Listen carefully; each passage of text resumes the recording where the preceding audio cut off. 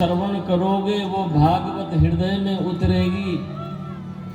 और जहां वो तुम्हारे काम क्रोध लोभ मोह मत्सर अहंकार रूपी जो पर्दे पड़े हैं ना जन्म जन्मांतर के,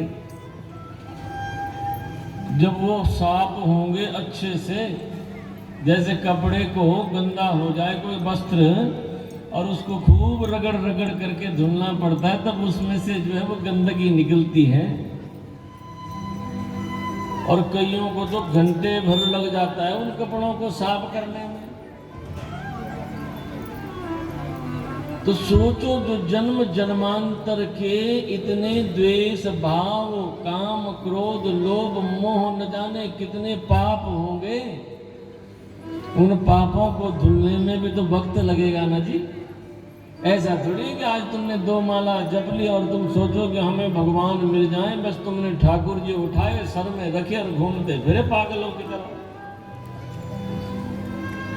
और लोग बोले कि तुम्हारे जैसे भक्तन तो कोई है नहीं भैया, ठाकुर जी लेकर के घूमे।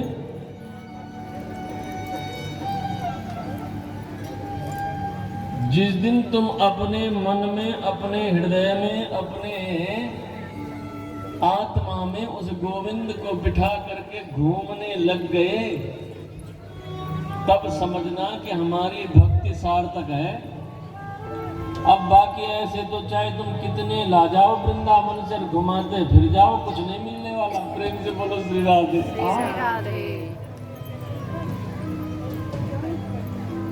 भगवता प्रोक्तम इति भागवतम। भक्त को जीवन में भागवत जो है भक्त को भगवान बना देती है। और जब परमात्मा की भक्ति करनी है ना, तो भक्ति सीखनी है तो गोपियों से सीखो कि कैसे भगवान की भक्ति की जाती है।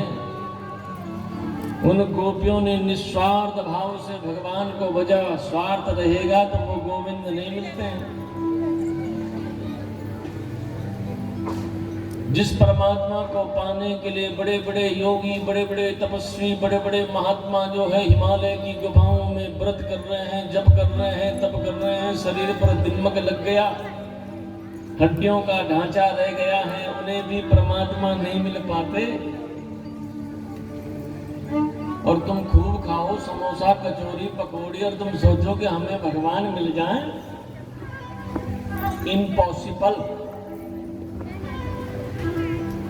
कि शेष महेश गणेश दिनेश सुरेश हूँ जाहि निरंतर ध्यावे, ही अखंड अनंत अछेद्य अवेद्य सुवेद बतावे।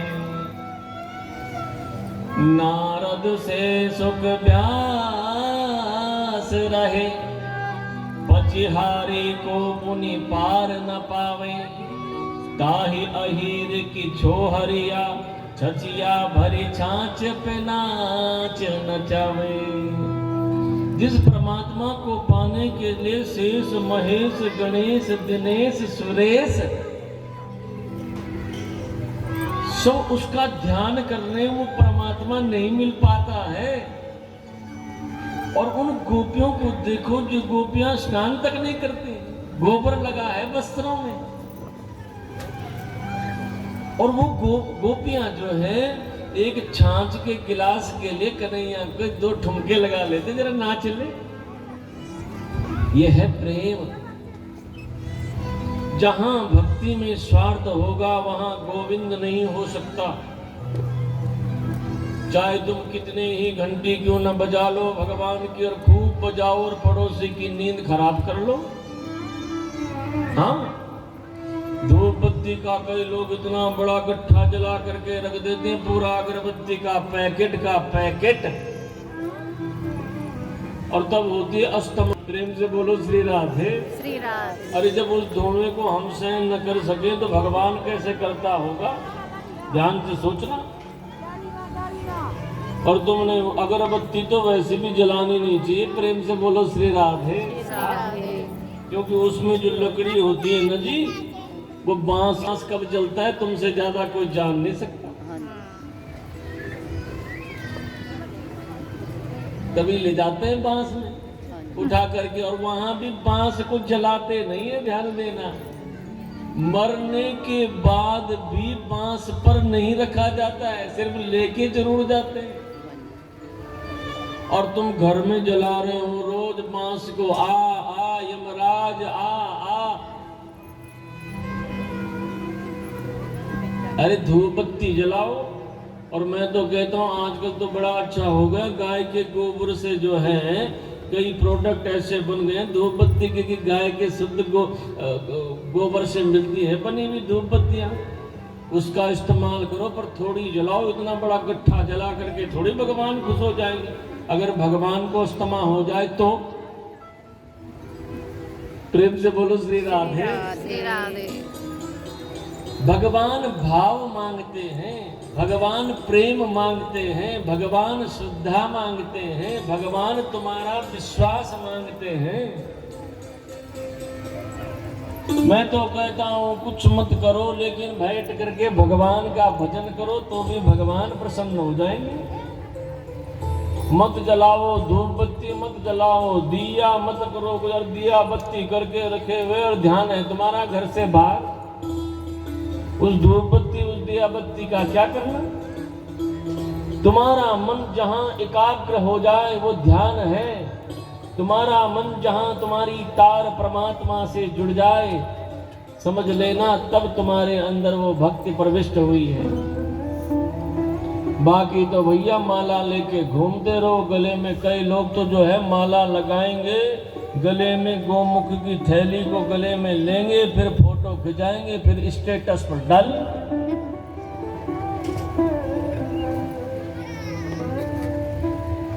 एक भक्तन मुझे बोली कि महाराज गुरुजी आपको एक वीडियो दिखाती हूँ। मैंने बोला बताओ। बोले कन्हैया के बाल आ गए। प्रेम से बोलो श्री राधे हैं। और ये ताली बजाने का विषय नहीं है। पूछेंगे नहीं क्यों?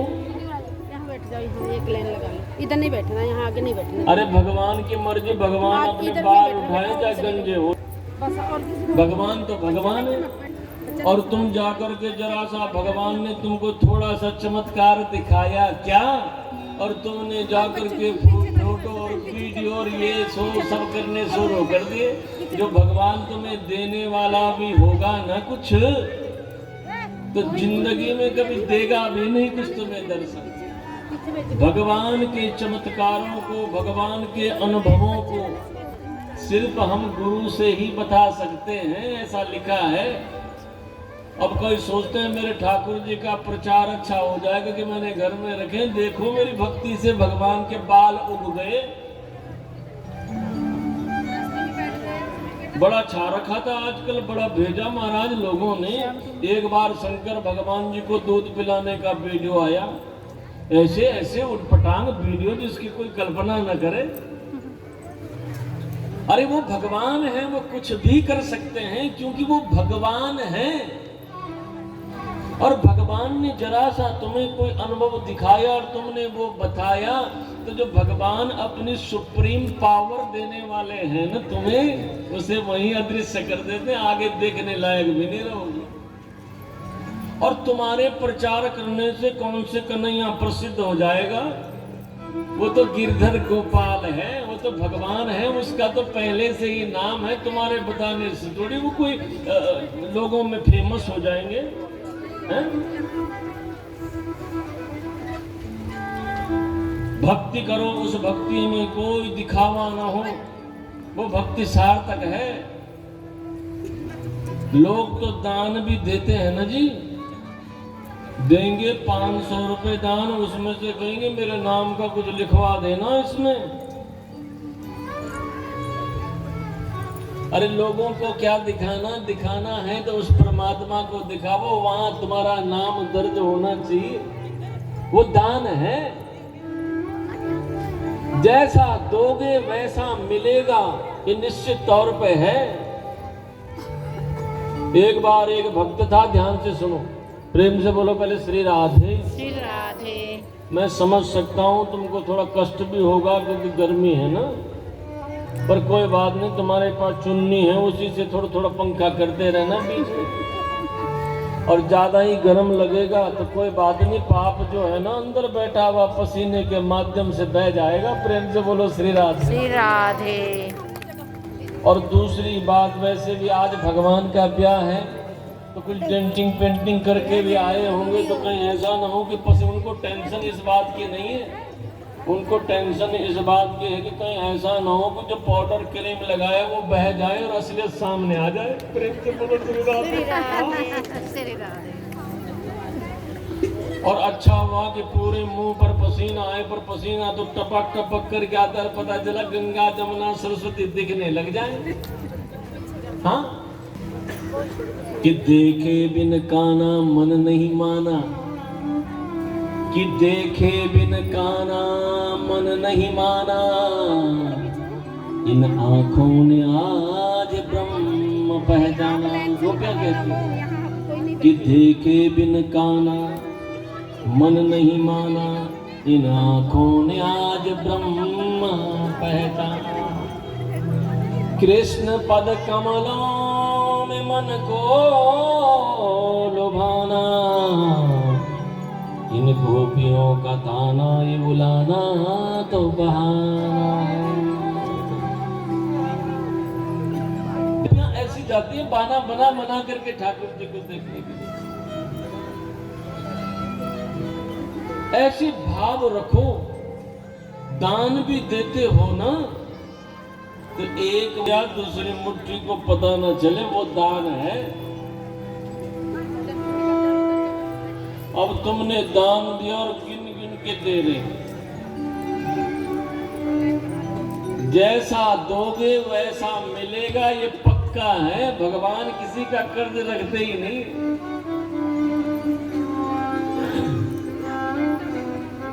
नहीं तो कभी सड़े गले केले चढ़ाते हैं। प्रेम से बोलो श्री राधे। एक सेठ जी थे, जिंदगी भर कभी उसने भगवान को 1 रुपए दान न दिया हो, कभी कहीं चढ़ाया ना हो, कभी कभी 1 रुपए की पर्ची न काटे हो। बेटे का ब्याह हो गया, घर में बाल बच्चे हुए नहीं, तो आज सोचा बड़े दिनों के बाद हनुमान जी के मंदिर में जाता हूँ, थोड़ा सा कुछ प्रसाद चढ़ा लूंगा। अपने गले में से 10 रुपए का नोट निकाला और जाकर के हनुमान जी के मंदिर में मंगलवार को चढ़ गया और सोच रहा है कि आज 10 रुपए चढ़ाऊंगा, जीवन भर कभी चढ़ाया तो है नहीं। और 10 रुपए को मुट्ठी में बंद कर लिया। मई के महीने की बात थी। इतना कंजूस महाराज पूछो मत। 10 बार जाकर के देख रहा मुट्ठी में कि हे 10 रुपए तो आज मुझसे विदा होने जा रहा। हनुमान जी के मंदिर में मंगलवार को बड़ी लंबी चौड़ी सी लाइन लगी हुई। ये भी लाइन में पीछे लग गया। भीषण गर्मी में जाकर के 10 बार देख रहा उस नोट को कि जितना दुख मुझे है उतना तुझे भी होगा आज मुझसे बिछड़ने का। ऐसा करते करते जब हनुमान जी की मूर्ति के पास में आया, घंटे भर लाइन में लगा होगा। ध्यान से सुनो। तो जैसे हनुमान जी की मूर्ति के पास में आया, देखा इसने उस 10 रुपए के नोट को और मन में सोचा कि आज अंतिम बार तेरे दर्शन कर लेता हूँ, क्योंकि आज तुम मुझसे विदा हो रहा है। और जैसे मुट्ठी खोली न जी, वो 10 रुपए का नोट पसीने से गीला हो गया। सेठ बोलता है जितना दुख मुझे हो रहा है तुझसे बिछड़ने का, उससे कई 1000 गुना कुछ दुख तुझे हो रहा है, तू रो रहा है। और उस नोट को 10 रुपए को जेब में रख दिया। वापस आ गया, मन में सोचा कि हनुमान जी कैसी कृपा करेंगे। आज उठा और एक पिलपिला सा अमरूद उठा करके हनुमान जी के मंदिर में जाकर के चढ़ा दिया और कहा, हे हनुमान जी इतनी कृपा करना कि मेरी बहू को जो है बेटा हो जाए। हनुमान जी की ऐसी कृपा हुई ना महाराज, 1 वर्ष के अंदर अंदर हनुमान जी ने कृपा कर दी और बेटा हो गया। और जैसे बेटा हुआ ना, रोते रोते हनुमान जी के पास में गया और बोला, हे हनुमान जी देना था तो अच्छा बेटा देते। हनुमान जी बोले, मैंने तो दे दिया, जैसे तूने चढ़ाया था वैसे तुझे मिला। अब इसने चढ़ाया पिलपिला अमरूद, तो पोता भी हो गया पिलपिला। प्रेम से बोलो श्री राधे। जैसा दोगे वैसा मिलेगा, ये पक्का है। फिर भगवान के लिए क्यों कंजूसी करना? जब हम कहीं अपने लिए शॉपिंग करने जाते हैं तो 10 बार भी नहीं सोचते, एक बार भी नहीं सोचते, सोचते ले लो, देखी जाएगी। और जहां भगवान को देने की स्थिति आती है, या हमने कहीं मंदिर में दान देना है, कहीं सत्संग में दान देना है, या कहीं गरीब को देना है, अनाथ आश्रम में देना है, या पंडित जी घर में आए उनको पूजन के लिए वस्त्र देने हैं, तो छांट करके ऐसी धोती लेकर के आएंगे जो पहनने के काबिल भी न रहे। प्रेम से बोलो श्री राधे।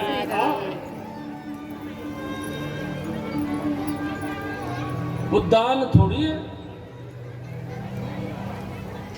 कहने का अर्थ यह है, मन में भक्ति का भाव रखो। जब जीवन में भक्ति आएगी तब परमात्मा मिलते हैं, और उस भक्ति में कोई कपट न हो, निस्वार्थ भाव की भक्ति हो। सुखदेव भगवान राजा परीक्षित को कथा का रसपान करा रहे हैं। प्रेम करना है न परीक्षित, भगवान से तो उन गोपियों से सीखो। एक गोपी तो कहते हैं, नई नवेली दुल्हन आई ब्रज में, मन में सोचा जाकर के मैं कन्हैया के दर्शन करूं, पर जाऊं कैसी, बूढ़ी सास जाने देती नहीं। अच्छा होता भी ऐसे, ये बूढ़ी मैया जो होती है ना, ये बड़ी खतरनाक होती है। प्रेम से बोलो श्री राधे। आज इन्हीं का नंबर है, क्योंकि जवान जवान तो खूब वो क्या कराते, फेशियल करा के आ गई, अब बूढ़ी बूढ़ी थोड़ी जाएंगे। प्रेम से बोलो श्री राधे। आज इन्हीं की तरफ चलते हैं। तो ये बूढ़ी मैयाएं जो है ना, बड़ी बड़ी स्ट्रिक होती है। कई तो अपना आप तो चले जाएंगी सत्संग में, झोला उठा करके कथा कीर्तन में निकली, जहां मर्जी देखो, और बहू बेचारी का मन रहेगा न कहीं जाने का, तो उसको लगा देंगे काम पर, चुपचाप से काम कर ले घर के। और जब पूछोगे ऐसे मत करो, बोलती है मेरी सास ने भी ऐसे किया था, वैसे करूंगी, चाहे तो जो मर्जी कर ले। और ज्यादा ही कुछ हुआ ना, तो सीधा जाकर के बहू के मायके में पहुंचे, तेरी माँ ऐसी, तेरे बाप ऐसा। प्रेम से बोलो श्री राधे। पर ध्यान देना, गोपी बड़ी समझदार है।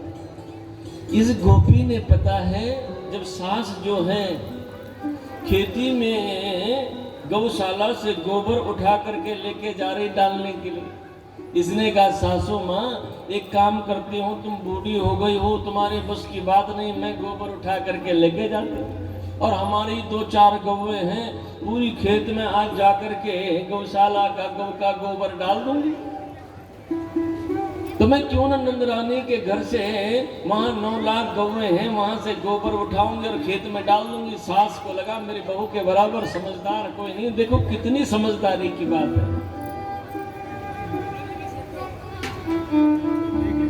बूढ़ी मैया को लगा बात तो पते की है, बोले जाओ। ये उठी और उठ करके नंदरानी के घर में गई। लाला बहुत छोटे थे उस समय, और महाराज इसने गोबर का टोकरा भरा, और ये तो बहाने से आई थी कन्हैया को देखने के लिए। सामने से कन्हैया दिखे, कन्हैया को इशारा किया। कन्हैया बोले बोलो, बोले गोबर का टोकरा उठा दो। कन्हैया ने उठा दिया, गोपी लेके गई, लेकिन गोपी का मन तृप्त नहीं हुआ।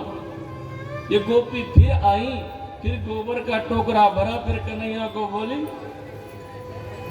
हाँ। कन्हैया बोले क्या है? बोले गोबर का टोकरा उठा दे। बोले फोकट में थोड़ी उठाऊंगा, एक बात बता, जितने टोकरे उठाऊंगा इस गोबर के तेरे सर पे रखूंगा, उतनी ही माखन का गोला देगी, शाम को आकर के फिर उठाऊं। गोपी बोली ठीक है। और ध्यान देना, बोले हिसाब किताब कैसे पता चलेगा? बोले कन्हैया जितने गोबर के टोकरे लेकर के जाऊंगी, उतने गोबर का टीका तेरे मुंह पे लगाते जाऊंगी। अब तो महाराज जितने टोकरे लेकर के जाती यहाँ से शुरू हुआ और लगाते लगाते पूरे मुंह पर गोबर गोबर कर दिया। और पता है इतने में आ गई यशोदा मैया, बोले लाला ये तूने काय कर रखा है? सारे मुंह पर जाकर के गोबर रख लिया और अपने पल्लू से जो है उस गोबर को साफ किया तो कन्हैया रोने लगी। मैया ने कहा रो क्यों रहा है लाला? बोले रो इसलिए रहा हूँ कि उस गोपी को मेरा हिसाब किताब सब गड़बड़ हो गया, पता नहीं कितने टोकरे लेके। देख लो, पूछ लो। ऐसी लीला मेरे प्रभु करते हैं। वो गोपियां बहाना बना बना करके जो है कन्हैया को देखने के लिए जाती है। एक गोपी तो कहते हैं उदास होकर के आज यमुना के पुलिन पर बैठी। नारद जी आ गए। नारद जी ने कहा ये गोपी तो यहाँ बैठी उदास क्यों, क्या बात हो गई? इतना निकलना पड़ेगा। गोपी बोली क्या बताऊं नारद जी, कुछ ऐसा मंत्र बताओ इस कन्हैया को भूल जाए। नारद ने सोचा लोग तो संसार तो गोविंद को याद करने की पूछते, गोपी कह रही कि भूल जाओ। ये नारद जी क्या बताऊं, इस कन्हैया ने पागल बना करके रख दिया है। बोले कैसे पागल बनाया?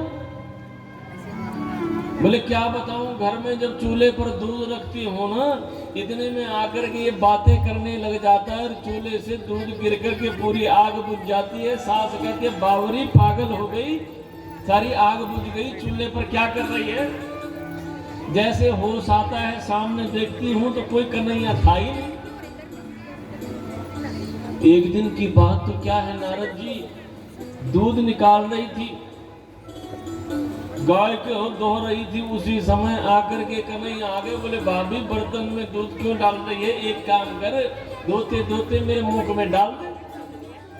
और मैं इस कन्हैया ने मुख ऐसा कर दिया, मैंने गाय के दूध को निकालने लगी और जैसे ही पता है ये नारद जी मेरी सास आई और आकर के चिल्लाने लगी, अरे बावरी पागल हो गई, सारा दूध भूमि पर गिरा दिया। सामने देखा तो कोई कन्हैया था ही नहीं।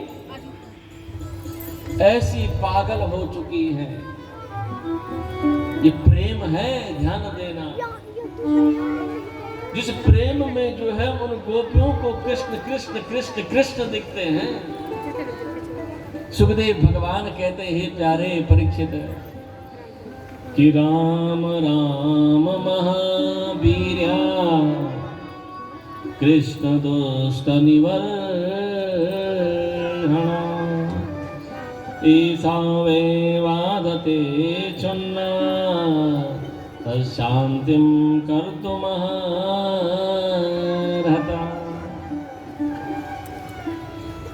आज भगवान गौचारण के लिए प्रभु गए हैं, ध्यान देना। और जैसे गौचारण के लिए गए ना गोविंद,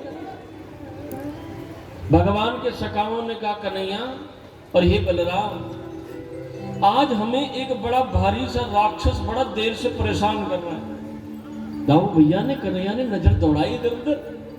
बोले भैया कौन सा? हमें तो कहीं दिखते। बोले ये दिखने वाला राक्षस नहीं है, ये भूख रूपी राक्षस है, ये हमें बड़ी देर से तंग कर रहा है।